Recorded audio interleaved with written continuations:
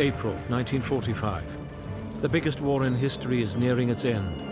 In 10 extraordinary days, the Nazi Empire will collapse.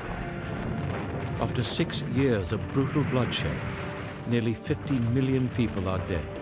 Millions more are homeless and starving. For 10 individuals trapped in the horror and chaos, these 10 days will shape the rest of their lives. A battle-weary paratrooper is stunned when he stumbles across the Nazis' most ghastly secret. A Russian soldier, part of the largest Soviet army in history, will stop at nothing to conquer Berlin. Beneath the devastated city, a telephone operator is locked in a bunker with Adolf Hitler. He wonders if he'll get out alive. Above them, a 19-year-old girl suffers the savage invasion and prays for salvation. The next 10 days will change their lives and the world forever.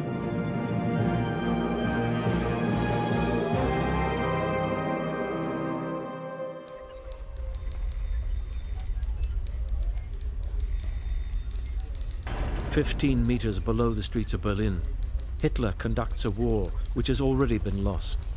Locked in his concrete command post, the Führer doesn't believe his mighty armies are being crushed by the Allied forces.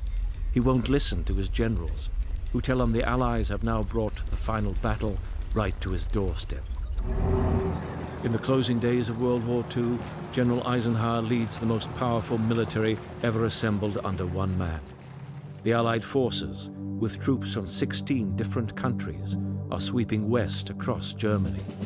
From the south, they're pushing up through Mussolini's Italy, and from the east, the largest Russian army in history has overrun Poland and is now surrounding Berlin.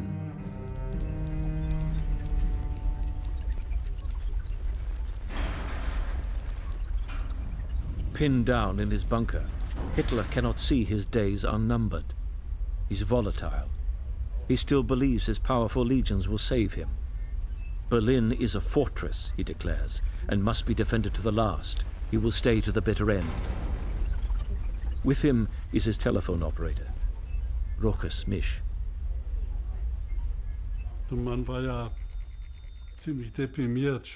It was very depressing down there, and I did not feel at all happy that the head of the unit had posted me to the bunker. I would have preferred not to have done my duty there. When you thought of the steel doors with their heavy handles, you always thought to yourself, who knows if I will ever get out of here again? You tried to stop yourself from thinking like that. You did not want to think so much. As the Red Army tightens its noose around the German capital, within the city there's a news blackout. People have no idea what's happening. 19-year-old Gerda Pettersson and her mother depend on the weekly newsreels for information. But all footage is carefully orchestrated by Joseph Goebbels, the Nazi Minister for Public Enlightenment and Propaganda. This film portrays the Russians as a savage horde, out to murder, rape, and steal. My mother always said, oh, this cannot happen in Berlin, never. In the country, yes, but not here. She was wrong. The Russians are bent on taking brutal revenge for the atrocities the Germans committed at Stalingrad. For Gerda, it's an anxious waiting game. She knows they will be conquered, but by whom? We hoped that the Americans or the British would come. This was our hope. And they could have come, you know. They stood at Elbe until the Russians came around Berlin, but this was an arrangement. If they wanted, they could have come first.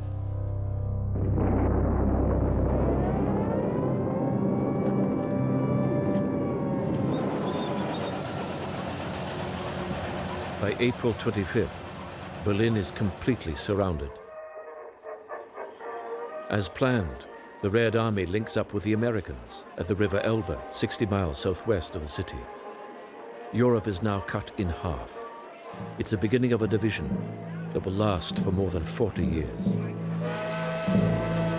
Berliners can hear the rumble of war getting closer and closer, but they have no idea of the awesome firepower aimed right at them. 2.5 million Soviet troops, more than 40,000 guns and mortars, over 6,000 tanks, and 8,500 aircraft are ready to storm the city. The Russians have amassed the greatest military machine in their history to crush the capital of the Third Reich.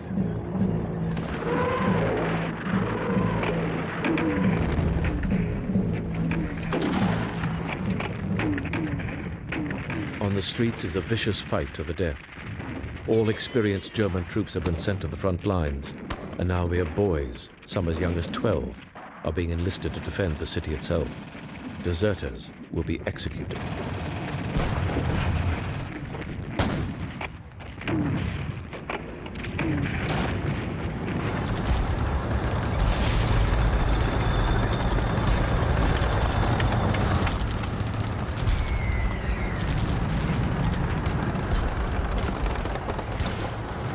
The Russians blast their way into Berlin's northern and eastern suburbs. Vasily Ustukov, a gunner with the 150th Rifle Division, is at the forefront of the assault. His goal is the Reichstag, Hitler's government house. Stalin wants a Soviet flag flying from its roof before the May Day parade in Moscow.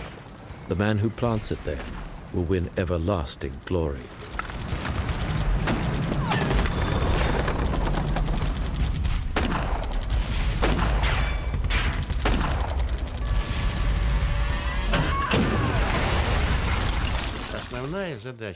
Our division, number 150, we were asked to take the Reichstag. We had to get to it first. We reached the outskirts of Berlin from the east. I lost a lot of my men in the fierce battle. The Germans sent everyone they could to stop us. I was shot at from houses, from windows, and my job was to take out those who were shooting.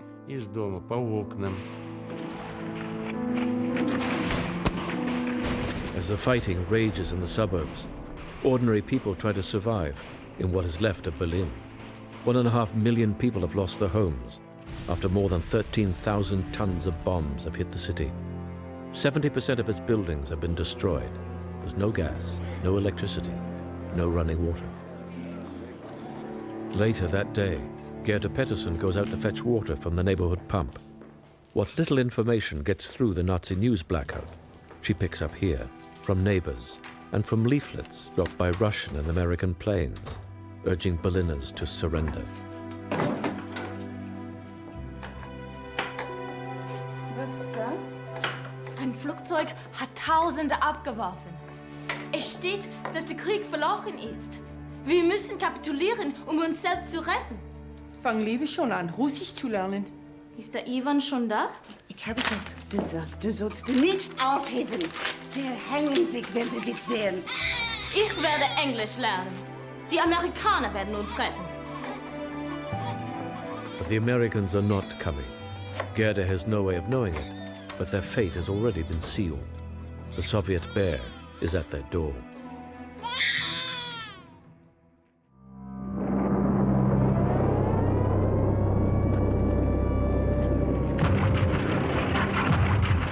The Soviet bombardment of Berlin continues, but Berliners are in the dark about how fast the noose is tightening around them.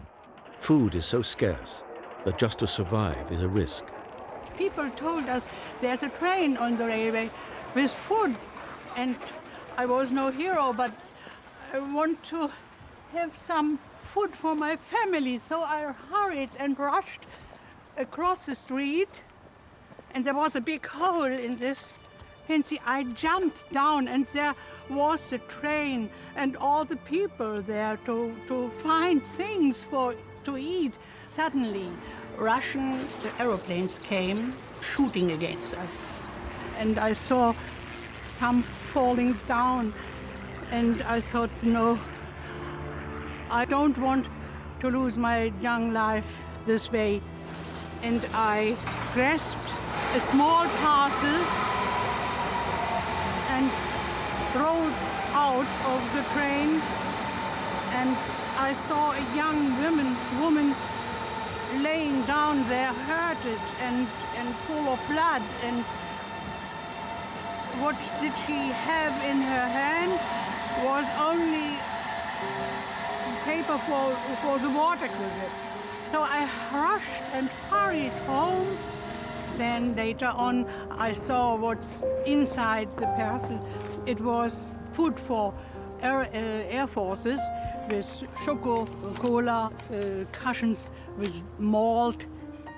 Though Gerda dreams of rescue by American GIs, it is this little ration pack that will save her life.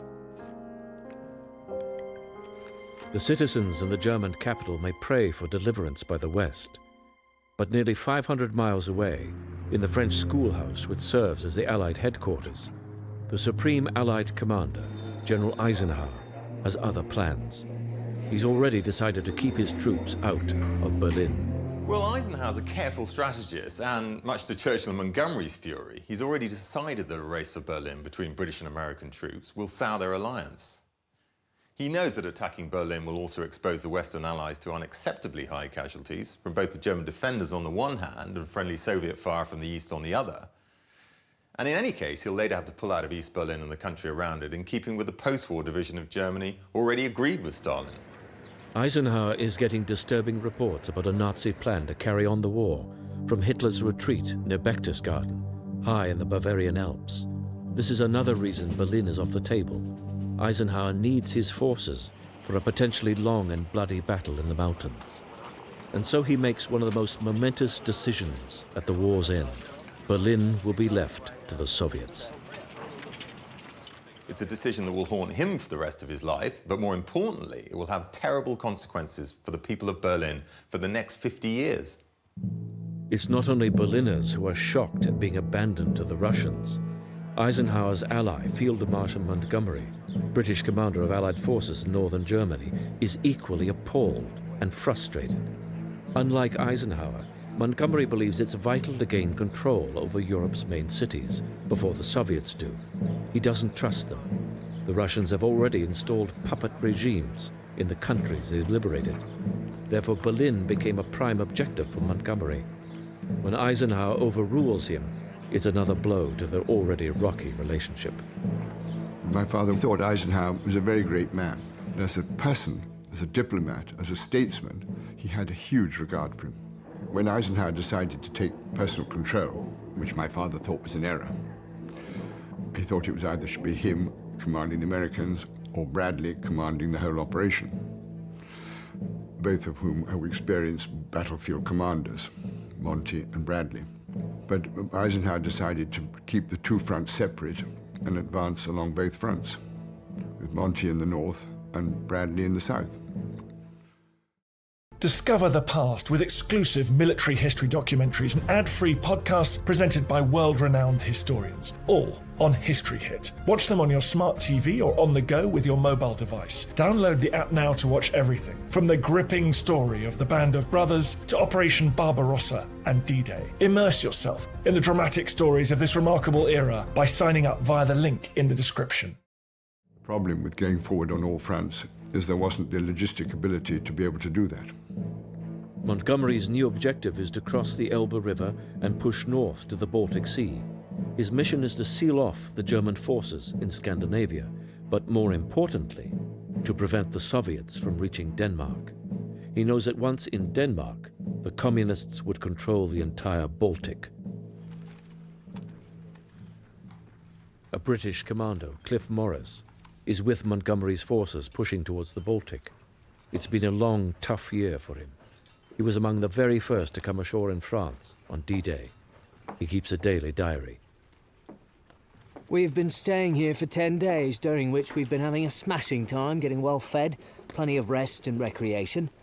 The intelligence officer crossed the Elbe under cover of a white flag and entered the town of Lauenburg. He approached the enemy and asked them to surrender.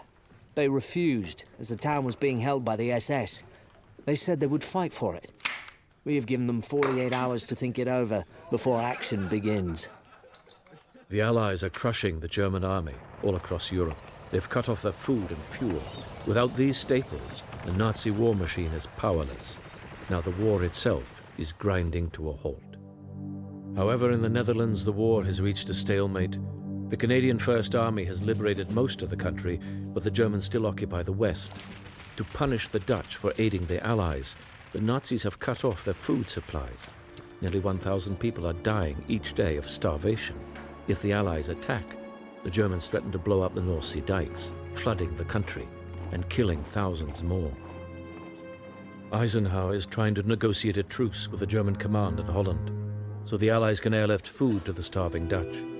Without an agreement, the Germans could shoot down any aircraft coming in. Captain Farley Mowat is an intelligence officer with the 1st Canadian Liberation Brigade in Holland.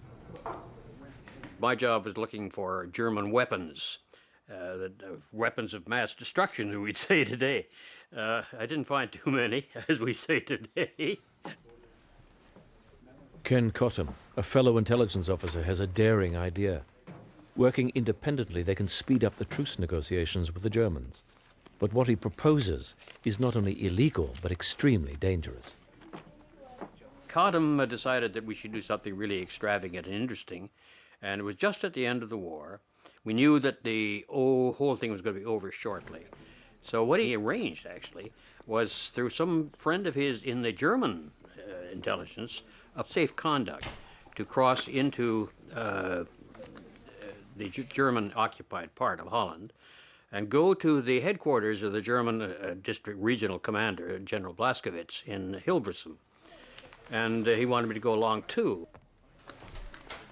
With command structures breaking down and increasingly disrupted communications, many regional German units are trying to cut their own deals. Ken has persuaded senior staff that it's imperative to establish direct talks between ourselves and General Blaskowitz. He's just received a message from the general saying that he'd like to discuss a separate truce with the Allies. We're going to cross over German lines tomorrow. I am more than a little nervous. Their secret journey into the heart of Nazi territory will have consequences far beyond their wildest ambitions.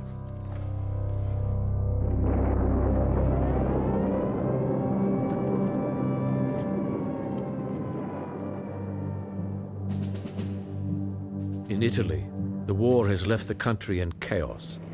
The regime of the fascist dictator, Hitler's ally Benito Mussolini, has collapsed.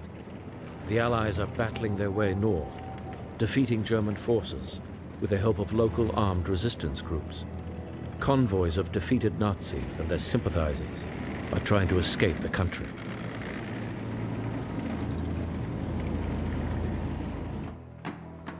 It's early morning. Urbano Lazzaro is a member of a resistance group that has taken control of a small town on the shores of Lake Como. He's about to be part of an event that will engrave his name in history.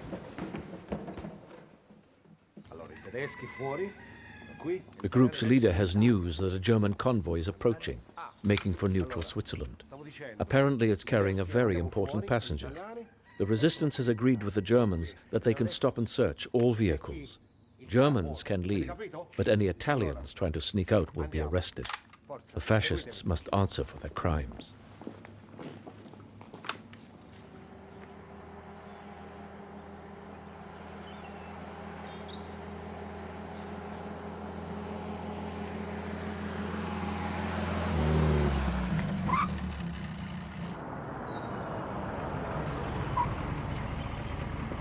Documenti, andiamo.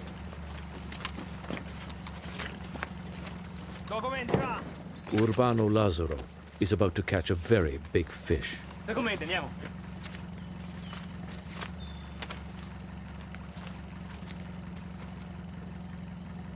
Camerata. Eccellenza.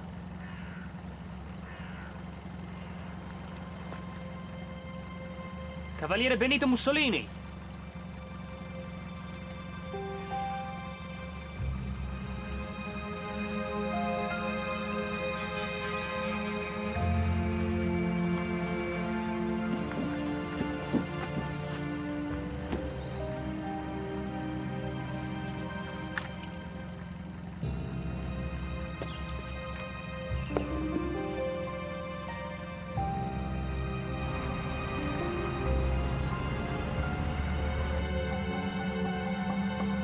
nel nome del popolo italiano io ti arresto.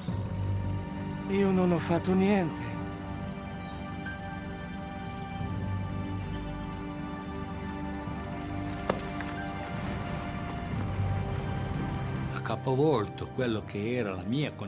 It was a real shock to see this powerful man who commanded 54 million Italians reduced to nothing.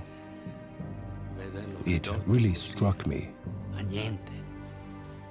Quello è quello che mi ha colpito di più in quel momento. In the car following the convoy, they find an Italian woman. She is Mussolini's mistress, Clara Petacci. Benito! Cosa succede? Ma cosa ti hanno fatto? The resistance holds them prisoner in the town hall, along with other members of his government, also caught, trying to escape. Later, Mussolini and his mistress are transferred to a more secure location up in the hills.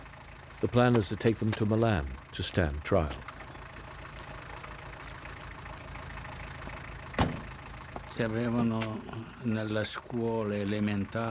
At school, they had taught us to adore Mussolini. They presented him to us as a divine being. He was the destiny of our nation. He was going to save Italy and the Italian people and give us back the glory days of the Roman Empire.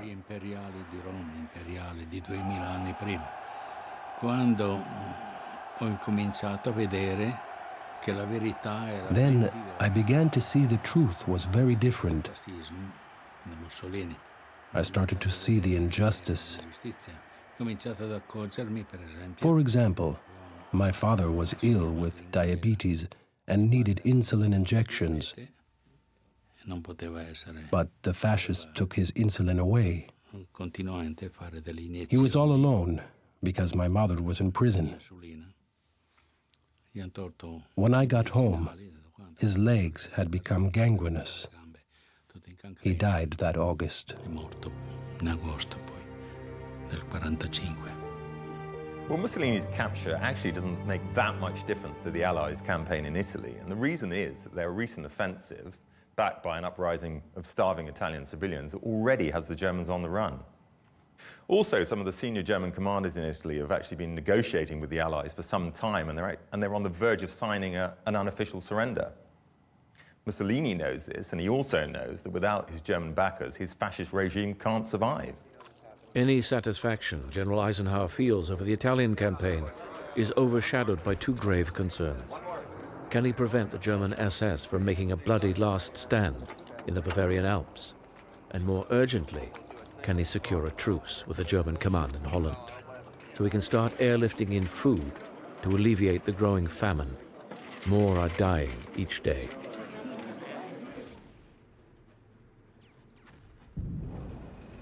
What Eisenhower doesn't know is that in Holland, two Canadians, Farley Mowat and Ken Cottam, have already embarked on a secret, dangerous mission behind enemy lines.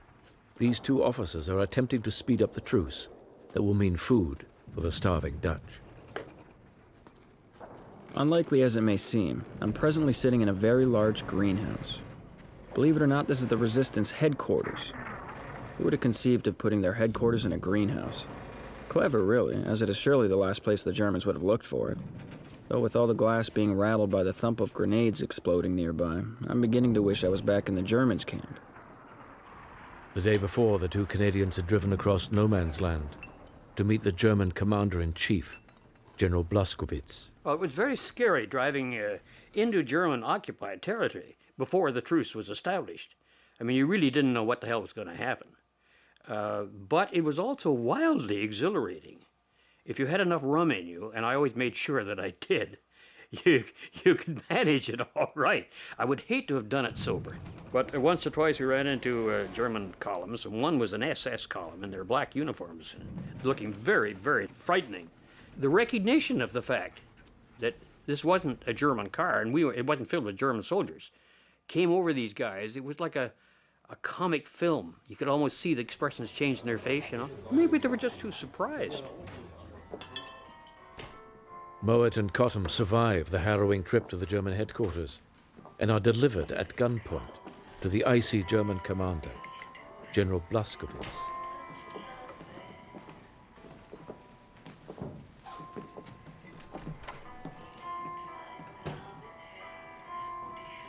two officers have no idea what might happen next. One false move, and they could be shot.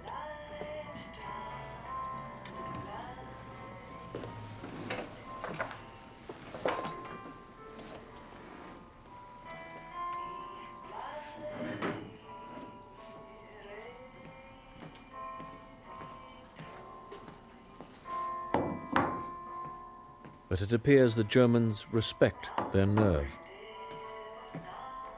The Germans fed us huge plates of army stew, which they then apologized for because it was mainly horse.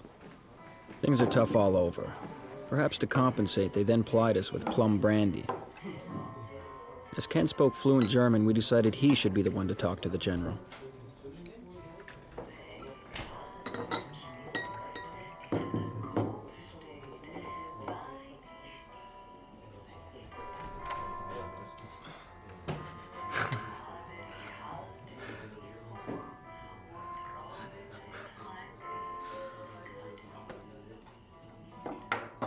They were very courteous.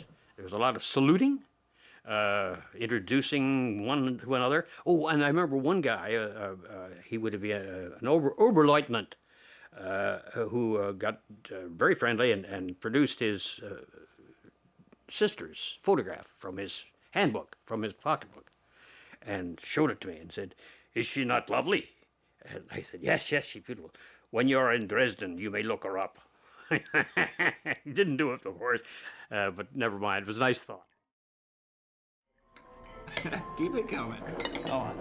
There we go. That's good. Save some for yourself. I'm not that cheap, huh? A bottle of brandy later, Cottam and General Blaskowitz return. He has agreed to a truce. But they can't count this a success just yet. The truce still has to go up the line to the German High Command. Blaskowitz has taken a huge risk. He must have persuaded Blaskowitz that the truce was inevitable and that if he moved now, he would gain some brownie points.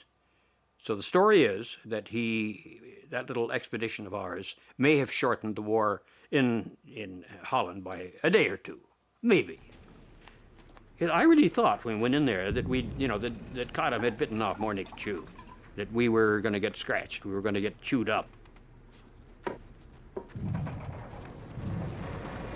When we left General Blaskowitz's headquarters, I thought we'd be heading back to our own side.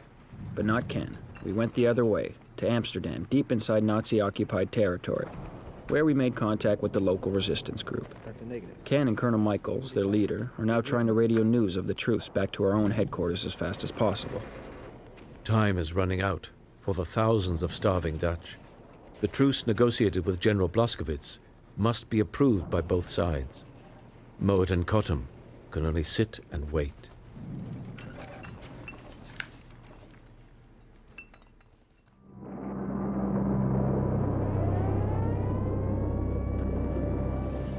Millions of Soviet soldiers, backed by thousands of tanks, rockets and aircraft, are reducing the German capital to rubble. They've conquered 3/4 of the city. Vasily Ustikov and his comrades battle from house to house as they move ever closer to the goal, the Reichstag. But it's a mission that comes at a high cost. On average, over these 10 days, the Russians will suffer 12 casualties every single minute.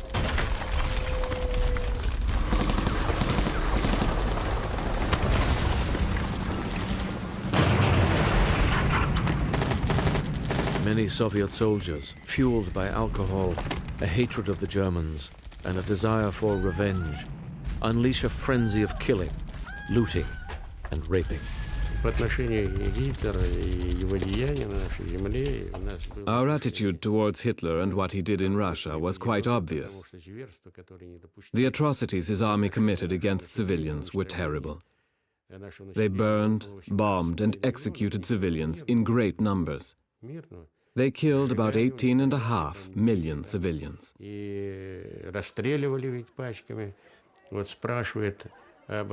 I am often asked about how we treated the locals, especially the women.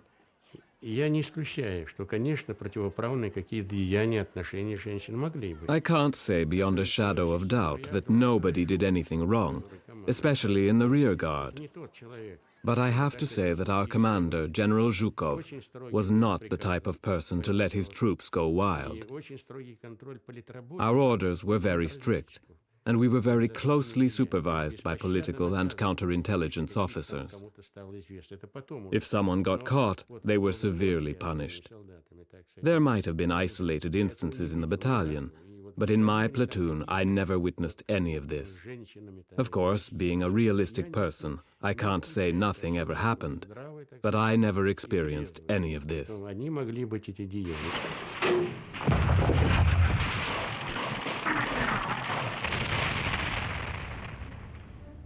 Gerda Pettersson is hiding from the Russians in a cellar with her family and neighbors.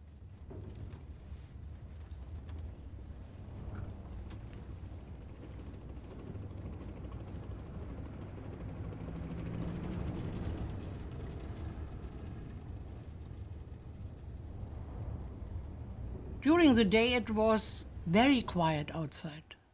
You heard nothing. No, there have been no German soldiers. No, nothing was around us. And it was so quiet. And suddenly in the afternoon, the first tank we heard rolling along the street. And we all have been quiet in our cellar, sitting there, didn't know what will come. And then quiet again. And suddenly something shooting, I don't know what is, and the first Russian word, "Stoy." Stoy!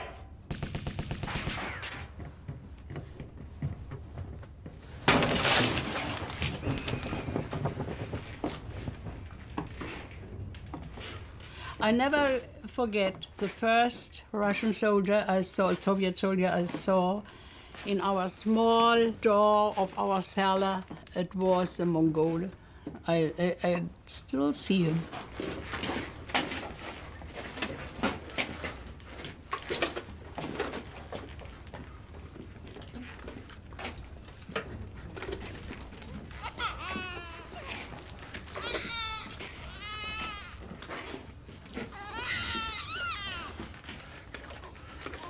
The Russians grab whatever of value they can lay their hands on and take away the only two men in the group.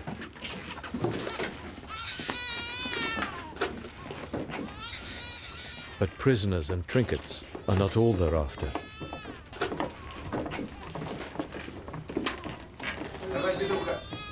Отведи этих мужиков наверх.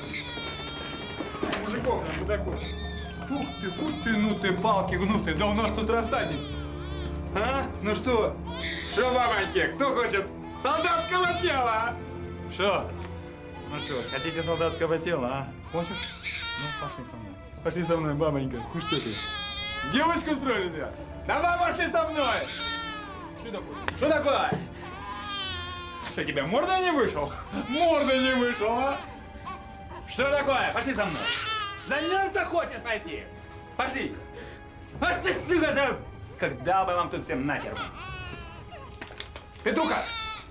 Я, блин, вернусь, и мы еще поговорим. Поговорим, девочки мои. Хорошие, а? Милые мои золотые. Все, будем здесь стоять. Иди сюда, Петруха! Идем. Пошел, давай. Давай, стрелять, She's lucky. Her baby's crying has protected her. But when the soldiers next return, the situation will be very different. As the Russians rampage through Berlin, 15 meters below the city, Hitler compares himself to his hero, Frederick the Great of Prussia. He waits in vain for his armies to save the Reich from the barbarians. Yesterday he turned down an escape plan from General Weidling, the commander of the Berlin garrison. Having cut himself off from reality, he refuses to flee. He wants to fall heroically at the head of his troops. With his armies defeated and in tatters, it is yet another sign of his weak grasp of the situation. Rokas Misch, his telephone operator, is one of the few people left in the bunker. He begins to fear for his own life. I thought I'd never get out of there alive. It was like a concrete coffin for me, the death chamber I could no longer leave. I didn't know what would happen to the bunker.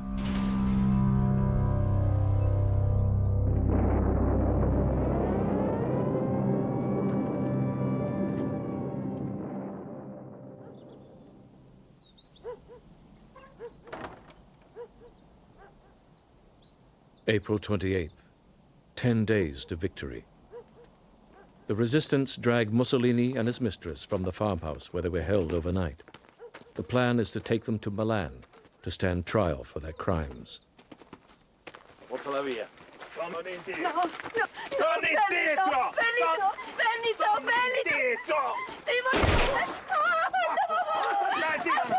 Ammazzala! E anche a lui! E anche a lui!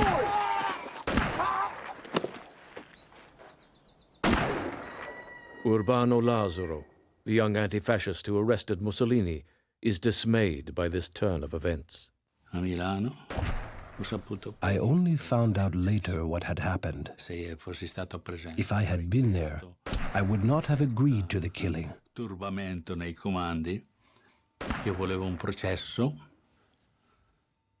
I wanted a public trial.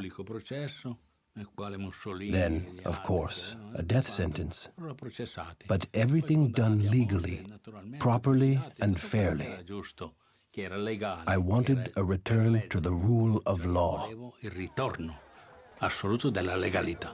The resistance take the bodies of Mussolini, Clara Petacci and the other fascists to Milan.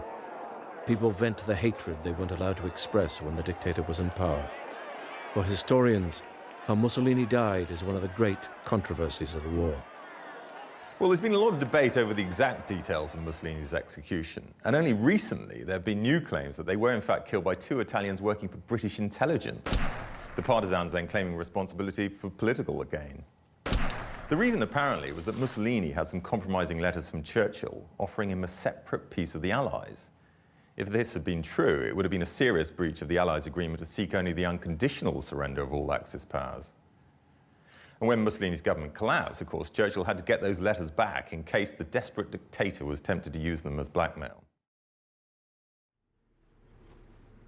That same day, in the middle of a greenhouse in Nazi-occupied Amsterdam, Farley Mowat waits for news of the first food airlift to take off from England. He hopes their hard-won truce with the Germans has opened the way for the badly needed humanitarian relief. Last night we received confirmation that the ceasefire we negotiated with the Germans is now official. The celebrations went on all night. The entire populace is celebrating the coming liberation from a diet of potatoes and tulip bulbs. Now all they have to agree are how and where the food is to be delivered.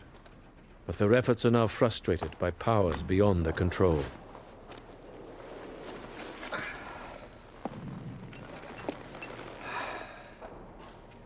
Just came in over the wire. It's not good news. Food drop's been postponed. Bad weather in England. That's typical.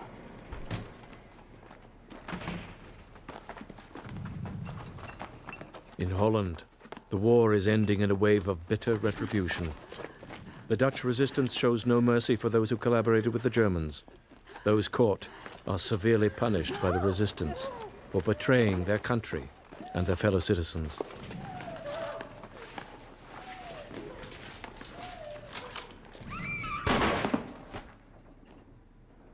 An unknown number of thousands did end up in concentration camps as a result of being betrayed by collaborators. Some collaborators were shot arbitrarily. Most were dealt with in much lesser violent fashion, but they were identified. Their belongings were seized. A lot of them had equipment they'd got stolen through their contacts with the German army. So it was a kind of a revenge operation. As the German capital braces itself for the final reckoning, every day the war drags on, brings more pain and suffering. With most of the men away, fighting or dead, the women of Berlin are in continual danger from the Soviet invaders. Marauding soldiers kick in their doors. If they must go out, they make themselves as unattractive as possible. by dirtying their faces. Gerda and her family find out the hard way. It doesn't always work.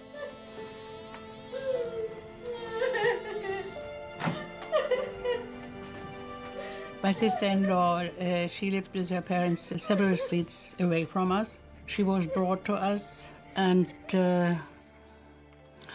she was hurted here at her throat because the night before she was raped several times by Russian soldiers, and her parents and she decided to end their lives and went up to hang themselves.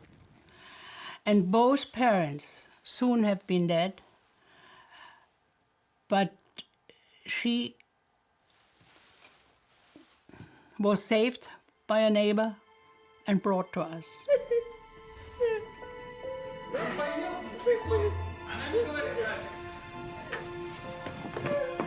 Поэтому ты ко мне приходи, а он все тут сделает, а ничего не понимает.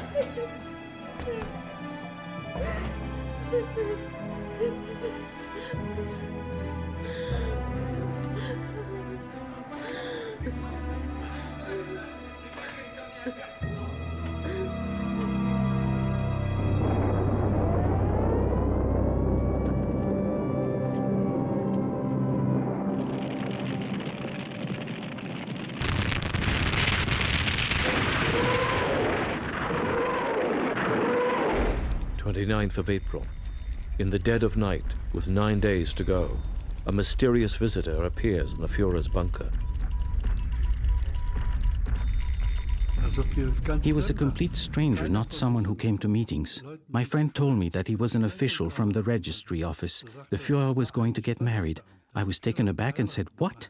And he said, "Yes, the Führer is going to marry." In the very early hours of the morning, with the Russian army only a few hundred yards away, and the bunker shaking from nearby explosions, Hitler and Eva Braun are married. While Hitler was in his glory, he dismissed marriage. His bride was Germany. But Eva Braun, the photographer's assistant from Bavaria, has stuck by him. Even knowing the danger, she's chosen to come to the bunker and refuses to leave. After years of living in the shadows as his mistress, she's finally won what she's always wanted: recognition. Shortly afterwards, Hitler dictates his last will and testament. In it, he blames the war and Germany's defeat on the Jews, and he exhorts the German people to keep to the principles of National Socialism, especially its racial laws. He assures his people that their 6-year struggle will one day be recognized as the most glorious and valiant manifestation of a nation's will to exist. He appoints Grand Admiral Donitz to succeed him as Germany's leader, to continue the struggle. Not even the death of Adolf Hitler will end the war.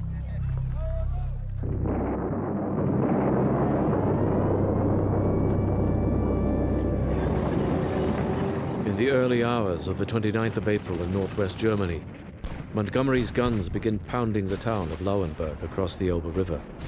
They provide cover for British commandos to cross over and take the town.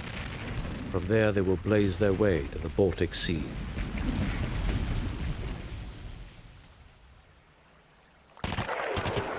Crossing the river, Cliff Morris and No. 6 Commando Unit come under heavy fire from German machine guns. It's one of the fiercest lines of resistance still left. With the war nearly over, no one wants to be among the last to be killed.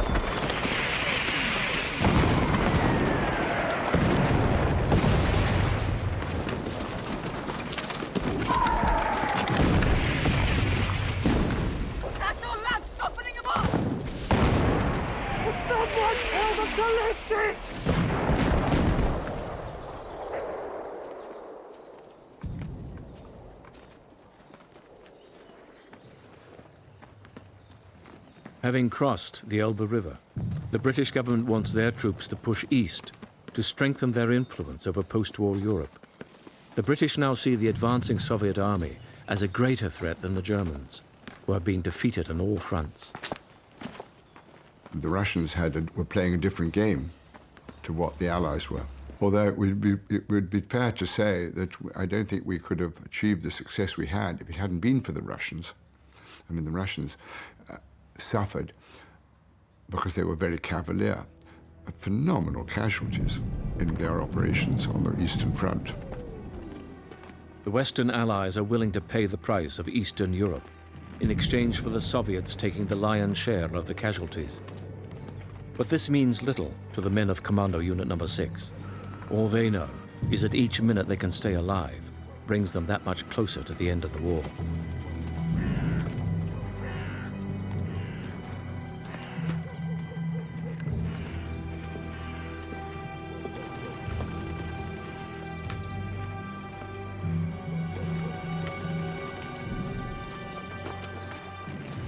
As the British commandos enter the town of Lauenburg, there are signs of an earlier battle.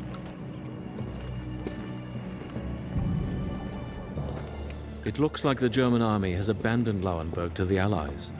Perhaps they don't want to get caught between the British and Soviet forces, racing each other towards the Baltic Sea. When we arrived, we spotted the situation, and we'd spread on either side of the roads, and we hammered on each door as we went past it. And shouted, you know, the blokes who spoke German told them to stay inside, they wouldn't get shot. Against the thunder and chaos of the war, the stillness of the town is unnerving. Morris's training tells him never to trust the silence.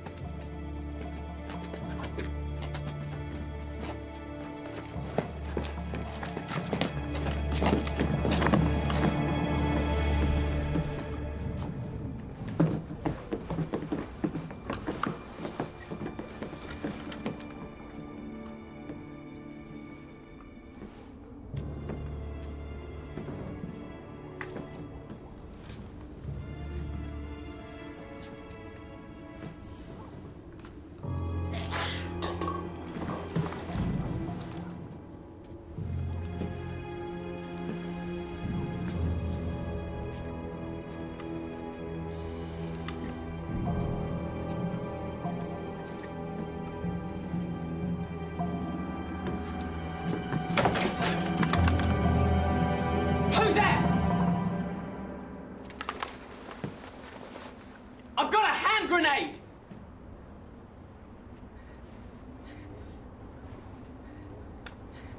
Hand grenade!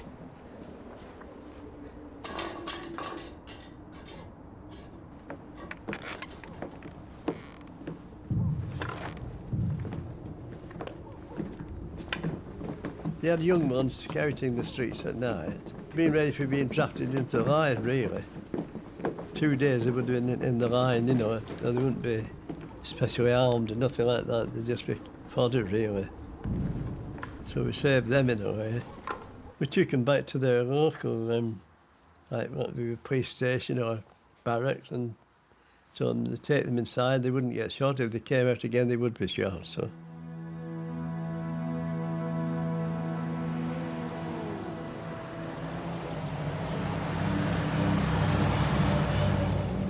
While Commando Cliff Morris and his comrades battle their way north to the Baltic, American paratrooper Clancy Lyle of the 101st Airborne Division is traveling south. He's headed for a showdown with Hitler's elite SS troops in the Alps. En route, they'll stumble upon the most horrific secret of the Nazi regime.